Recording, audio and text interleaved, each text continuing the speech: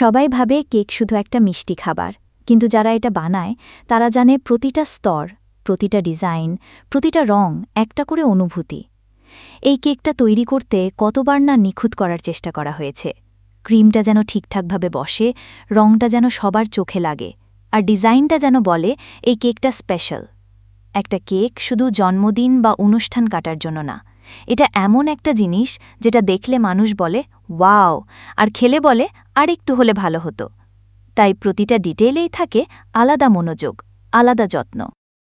এই কেকটা বানাতে যত ঝামেলাই হোক, শেষে যখন টপারে লেখা হ্যাপি বার্থডে বসানো হয়, তখন মনে হয় হ্যাঁ, এটা আমার পক্ষ থেকে একটা নিখুঁত উপহার। এখন কেক শুধু মুখে নয়, মনেও জায়গা করে নিচ্ছে। আর তাই তো কেক বানানোটা শুধু একটা কাজ নয়, এটা আমার প্যাশন, আর কেক নিয়ে গল্প বলার একটা উপায়।